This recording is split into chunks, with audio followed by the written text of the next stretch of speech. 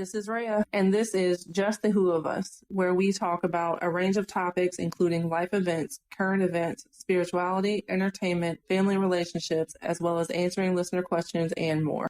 One of my mentors actually had COVID last week, so I couldn't really, go to her. I mean, I technically could have like through text, but I wanted to give her rest, and but Yeah, I checked in on her every single day. I was struggling like in hell over here, and I was still trying to make sure she was doing okay, feeling okay, and every yeah, day except the weekend, of course, I was like, hey, how are you feeling today?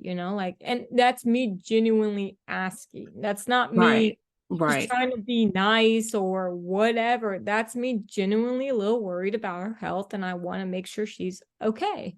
Yeah, Um, and I know she knows that, but the thing about it is that's valid, that's very valid, like, I mean, I'm not going to go to a sick person and being like, hey, like, I'm struggling right now. Want to help me? I know you can barely talk, but let's see, like, I mean, help me, please. Like, I mean, you gotta assess a situation. But the thing about it is, I knew if she wasn't sick, she would have helped me through the whole week. You know, mm-hmm.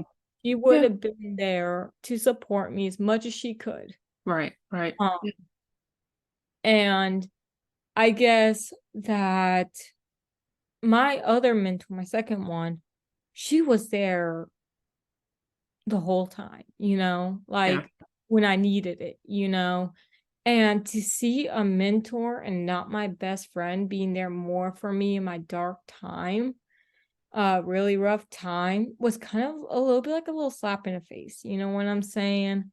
I yeah. mean, It's kind like, of like you're supposed to be here not because you're getting paid to. yeah, no, my mentor doesn't get paid though. Oh, oh, okay. My mentor, no, she doesn't get paid at all. She does that for the goodness of her heart. Both of them Okay. do. Yeah. Oh, So, well, disregard that then. no, they don't get paid at all. They're doing it out the goodness of their hearts. Okay, And okay. but the thing about it is, like, she's not my best friend, Like, I mean, it's in a sense, it's less professional than a therapist, but it's more professional than a friendship. You know what I'm saying? It's a mentorship. It's kind of like in between Gotcha. therapist and a friendship. Or maybe not paid isn't the word I meant. Like it's kind of like, okay, you're like my friend outside of this professional setting. So I would Yeah, think that you would be there more than the professional who is supposed to on a professional level. right, exactly. Yeah. Um, and I just, it just kind of like was like, am I giving more than I'm receiving? You know what I'm saying? And it's a conversation I need to have with her, but I'm gonna pass it by my mentor first and see how I should. Um, I think that's a good approach. Yeah. and I think that's also another thing to add to, sending someone something through a text or even or calling on the phone. One thing I will say right now is, if it's important and it's something that could come across bad in a text, no matter how you put it, call, because Yeah. you can't tell tone by text. You can't tell what they mean by this in text. You can't ask, what do you mean by this, at every little sentence, if you get confused at every little sentence. Yeah. Whereas when you're talking, you can have a conversation, hear the tone in the voice, you can understand where they're coming from, get through a lot faster instead of waiting for a response or this or that. Yeah. It's a better depending on the situation.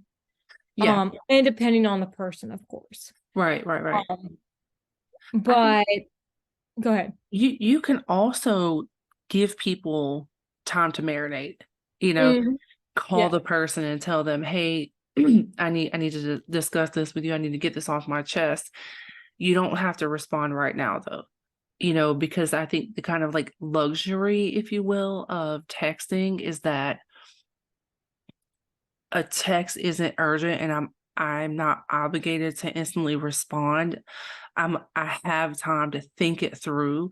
I can Mhm, say, you know, one thing I'll be like, hold please, or like 1 sec, or, you know, something like that if I need time to give a response. That's the kind of luxury we have with a text or email, as mhm, opposed to when we're on the phone or face to face, we feel like we have to answer right there because you're there, mhm, you mhm, know? And it's okay to say, "Hey, I need to express this," but mhm. you can have time to respond.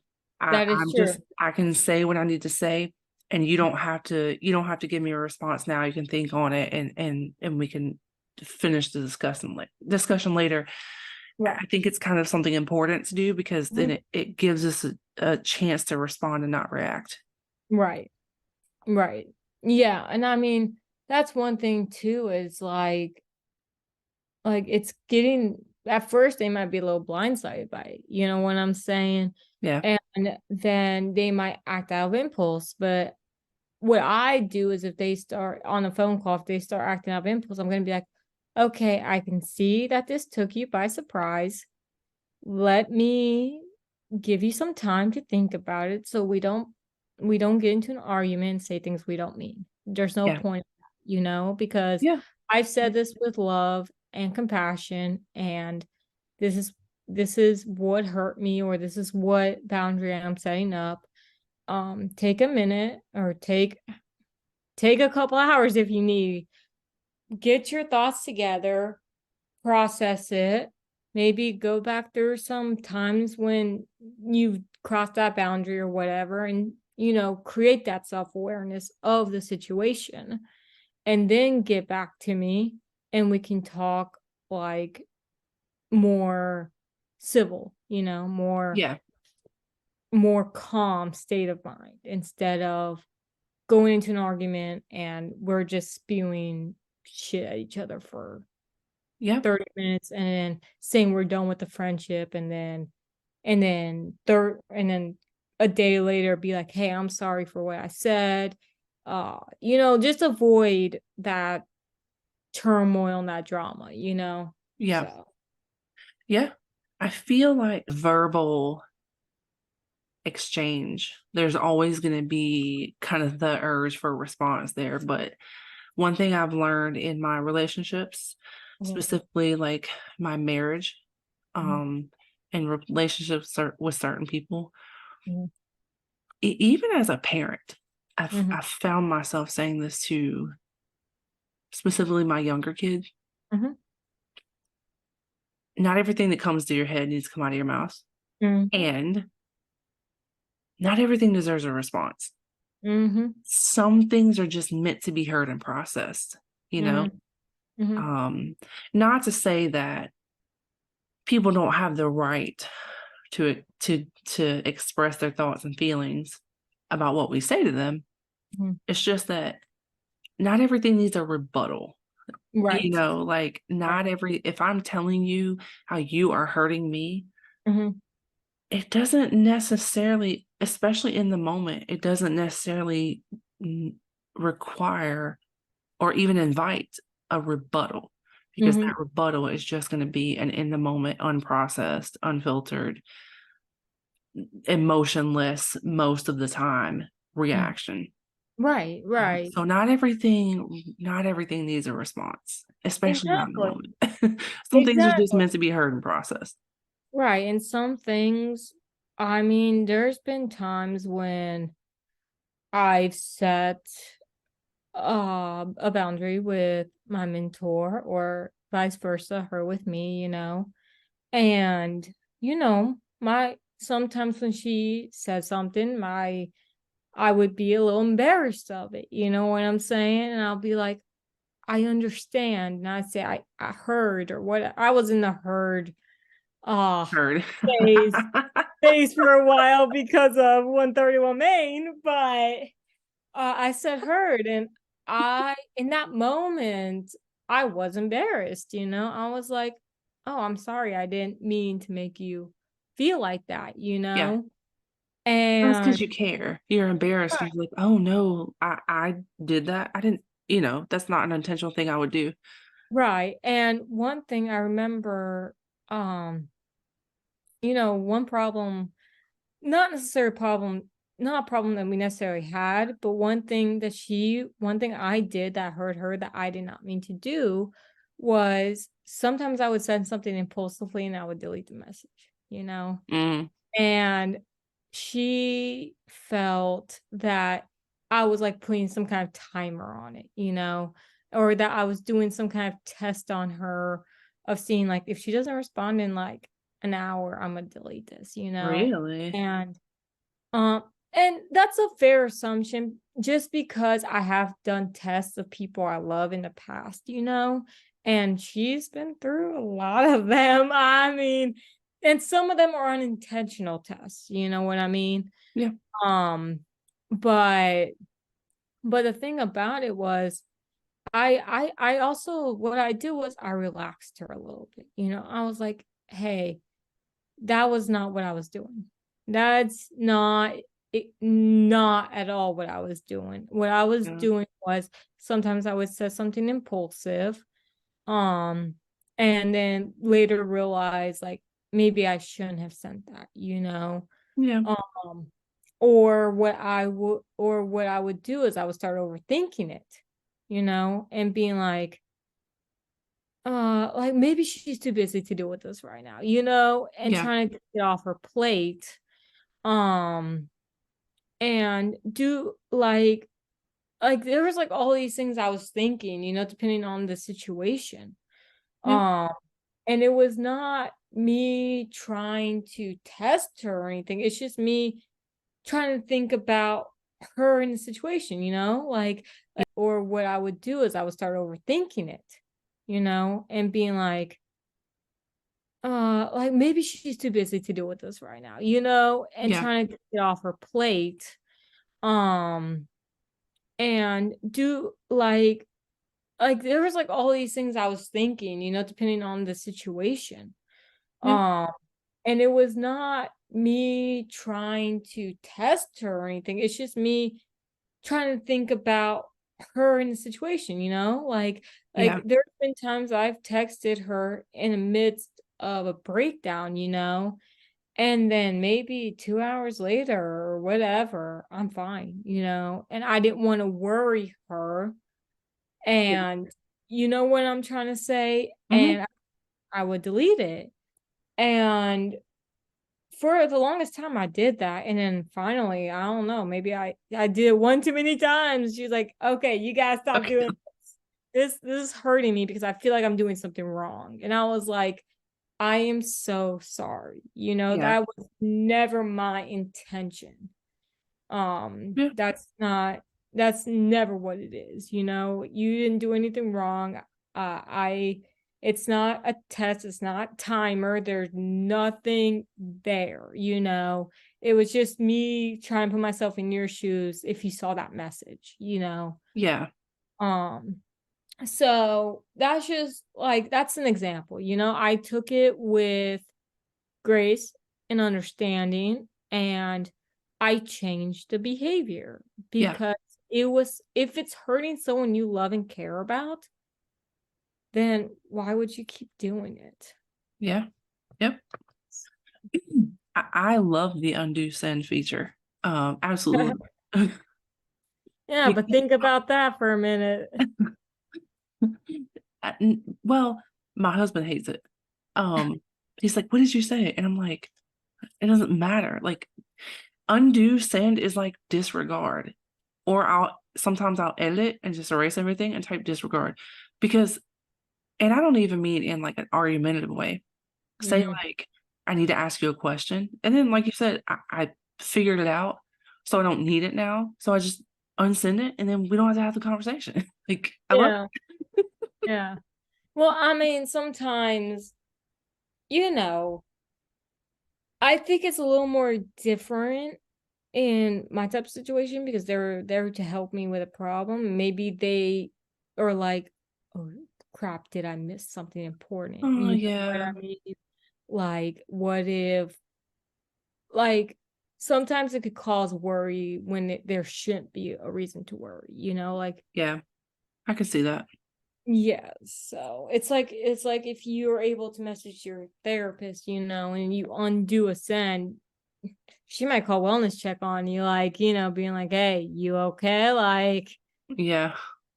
Yes. especially if you don't respond quick enough. Like, it's just that it annoys some people. I mean, it annoys me to an extent, but most of the time I'm just like, okay, like, I'm a little curious of what it is, but it's not enough to where if they're like, just ignore it, I'll be like, okay. Like, I mean, Right, right. Like my 14-year-old, she's used it before. And I'm mhm, like, all right. I, I mean, like, I don't know. Like I like it. If I really want to know what you said, I'll just ask you. But for the most part, I guess it's because I use it and I know why I use it. So I know the point of using it. And so I don't like take it personal, but I do understand in the therapeutic sense mhm. how somebody could worry, like, you know. One of my other mentors, she doesn't care. She's just like, she's just, I can unsend a message and she's fine with it. And I was like, thank God. Like, Right. you like but I mean, I don't really do it as much anymore just because I'm afraid that someone else is gonna think that. So Hmm. what I do is if I do it quick enough, I would just edit it.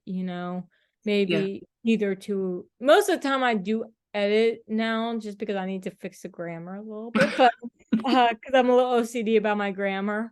Um, but sometimes I will edit it and maybe add something real quick, or maybe take something out real quick and add something else. You know what I'm saying? Hmm.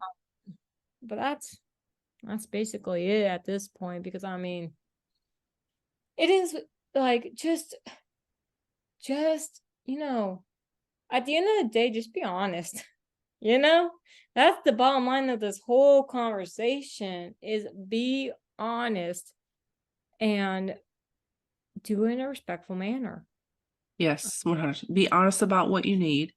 Mhm, Have realistic expectations about people's responses to your request for your needs, and do it in a respectful manner. Yeah, mhm. absolutely. Um, Yeah. you're a really self-aware person, and you can read a room really well, which is one thing. When I met you, you were still a teenager. Not that you're like in your 30s now, but it was a while ago when I met you, you were still a teenager. And to Mhm, see someone even in their upper teens be able to be self-aware like that. And, mhm, and I've seen growth over the years, even to, but even then, even when I first met you, you were in your teens. That's one thing I was impressed by. You were very respectful and you were very self-aware. mhm, Um, you know, I think that it's from life experience and also your parents. I've met your parents, really mhm, respectful people, respectable people. Your upbringing, good and bad, life experiences, things like that. But that's I don't, I have acquaintances of all ages, right? mhm, I have kids of all ages. I don't have a lot of younger like friends, mhm, you know, because, well, first of all, I've been that age and I know how stupid, how idiotic mhm, most of the time teenagers are. mhm, And I'm not naive. I know my kids aren't perfect. My young adults, my teenagers are not perfect, mhm, but I feel like I've been able to raise them in a way to where they are pretty self-aware people. mhm, My oldest, he's a character. mhm. But Yes, when he he needs is. to be appropriate in situations, he's appropriate. Right. He's not gonna do or say anything to someone that's insulting or Mhm, that's, disrespectful. mhm, He says sir and ma'am, when he needs to, and things like that. If you know him personally, he's a character. mhm, Just say that. But I love being around him. mhm, Now that we have this cleaning business and he and I do a majority of the jobs. So we're together a lot in the car a lot, working together a lot. And I enjoy that time. He's loud, he's crazy, he's, whatever, but in an appropriate situation where you need to be appropriate, where you need to be respectful, he always is.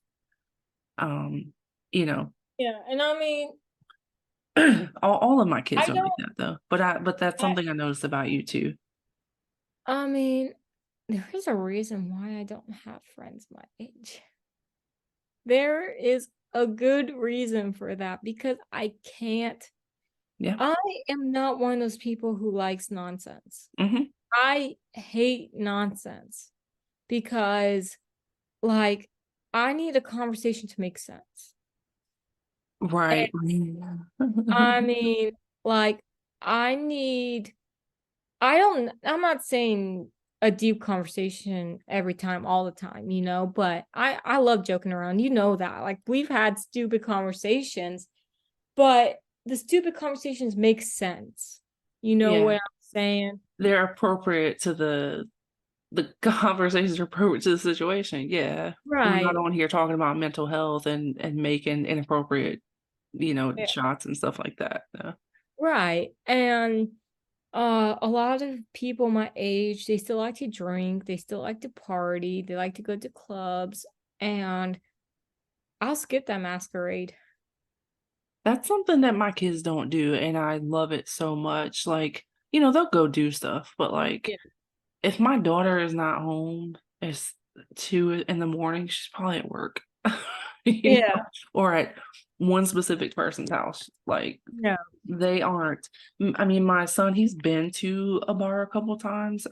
He and I went not too long ago and played pool and stuff like that. But Yeah. you're probably if it's past at 9 o'clock, they're probably gonna be at home. Right. I mean, no, but and just they don't if you do not intellectually stimulate me, I don't want it. You know what I'm Hmm. saying? Like, even when I'm joking around and playing and stuff, I'm being intellectually stimulated because I'm trying to think of Yeah, quick whips and stuff, like, yeah. I mean, that's intellectually stimulating. And actually this part you can cut out, but Hold on. um I actually like Wait, hold on. Where did my I have this like AI thing on, and when I have it on, I can't see on. Go back to excuse me. So we started sharing a room again, and mhm, he's snoring, and like I was having trouble sleeping. I was like, "Hey, let's go get you a different mattress," because also his mattress before would like squeak and make this noise, and I'm like, "I can't sleep. We're gonna go buy a new mattress."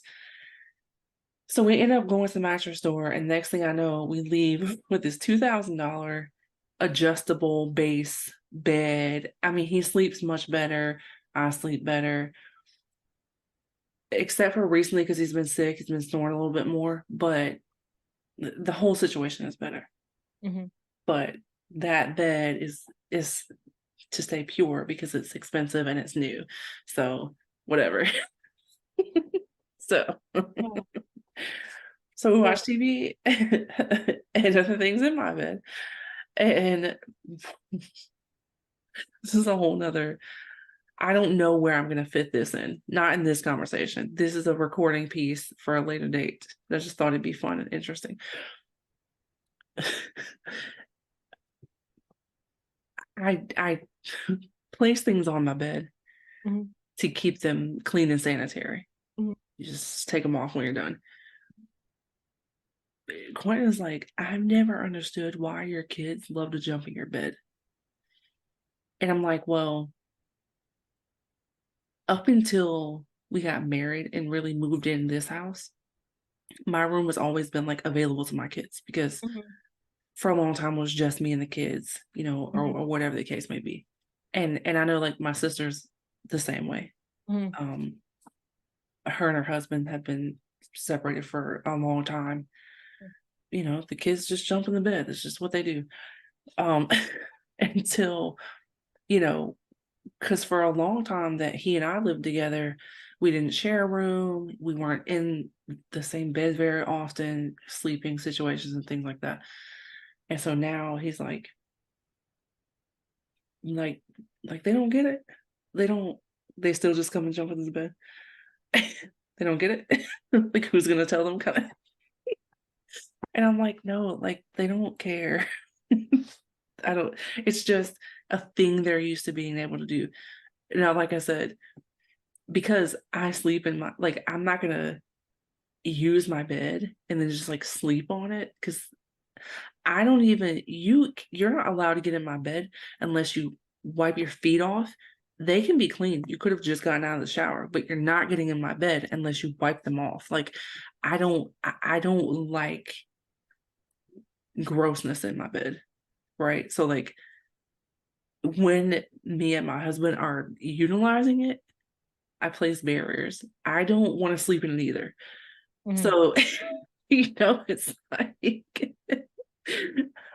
but I don't know. It's just a thing. And it's probably a single mom mentality thing. It's just you and the kids or whatever. Mhm. Because like I said, I I know mean, other people. Or like you co-sleep, your kids are little, they sleep in the bed with you sometimes. And mm, when Tay Tay was a baby, my mom got me this big basket. mhm, Because D'Angelo was, he was overseas, he was gone the first whole year. So and we had the bassinet in my bedroom, but mhm, instead of having to get up multiple times a night to feed and things like that, my mom got me this basket so that Tay Tay could sleep in the bed with me, but mhm, not be in the bed unsafe. mhm. So I mean, it's just No, a thing. It's always I been get like that. it. I get it. I mean, with me, I just change the sheets. I just Yeah, put the sheets, you know what I mean? yeah, And I get new sheets about once every 2 years, you know what I'm saying? yeah. So, um, I keep my bed fairly clean. I mean, especially when I was more promiscuous, Right, but now since it's most of the time just me in it, right. I'm more relaxed with it just Yeah. because now when I've been going outside for walks and stuff without shoes on in the grass, I Mhm. always wash my feet before I get in my bed, because I don't want Right. Like, her isn't that and just a stuff. thing? Yeah, I mean, I think it's common sense, Yeah. um but also the thing about it is this is just me with other people though, is if you put your feet near me, I will kick your ass. Like I I'm don't not a care. foot person either. It's it's such a gross thing to me. And that's with socks on too. Like, I mean, that's like shoes I'm more okay with, but like your actual feet, I just can't. I just can't do it. I Yeah. don't care who it is. I am so hoping Jesus won't make me wash his feet. Like, I'm sorry, Jesus. Like it has nothing to do with you, but please don't make me wash your feet. But the thing about it is he would know. He wouldn't, Yeah, you know, he'll know why. It's yeah. fine. It's not like he's not the type to like be like, oh, you gotta do it anyways, to show your faith. No, like, um, so and that's a whole nother conversation we're gonna have is about faith and the Bible and everything because I mean there's so many things I could probably share with the world about or just I don't know, just even one or two people, but there are Yeah. so many things that I could probably help people with in the terms of the Bible. I mean, I've done actually a couple classes in college about, the Bible and stuff, Mhm. and I'm very aware of the stories, but I think the meaning behind them can be misconstrued, and that's Mm. one thing. What? I know I like this conversation, but I have to hop on another recording. But no, that's a so I mean that's two whole other conversations, the finance and then the Bible/faith conversation. And I have the workbook that I wrote. and notes from school and everything like that too. So that's something that we could really kind of like prep for. I can have those materials and you have your stuff, and that definitely be a good conversation. Yeah. But I have to hop on. So I've got notes though. So Sounds but good. let's so today I don't remember where we left off with it, but yeah. Support systems, make sure that you have realistic expectations. Express yourself in a respectful manner and expect respect. And if you don't get the respect that you expect, be prepared to sometimes having to sever those relationships. I took time off from family in my life, and it did wonders for me and them. Things just became unhealthy. We worked on ourselves separately. We came back together later, and you can do that with family. It's okay. There used to be this thing like family is everything, and family is, and yes, but your mental health is important. And even if just because you're related to somebody doesn't mean that you are forced to just take what they give you.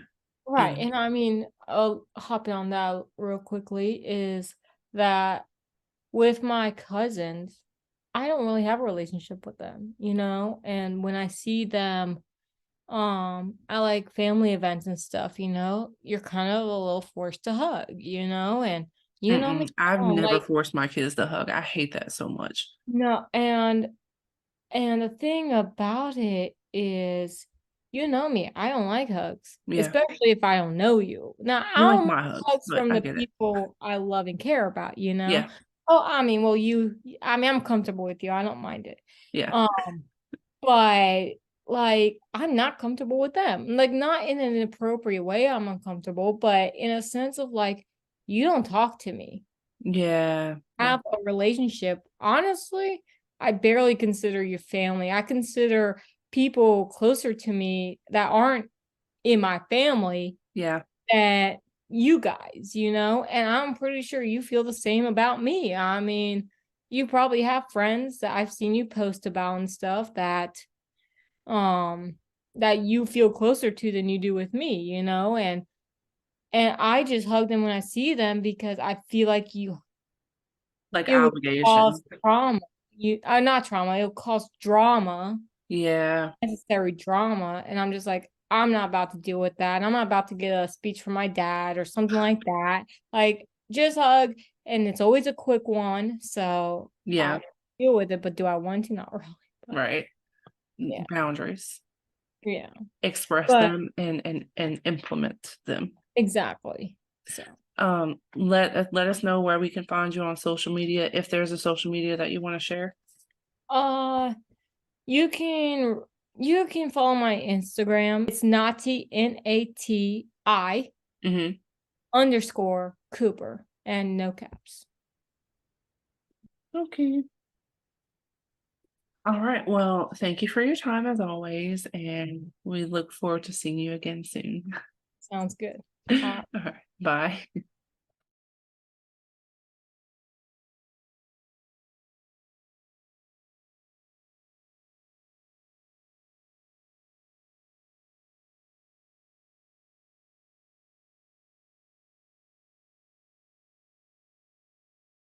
If anyone wants to chime in, or if anybody has questions they want us to answer or topics to discuss, you can leave that on the Facebook page. Visit www.philolity.net. That's FALOLITY, where you can purchase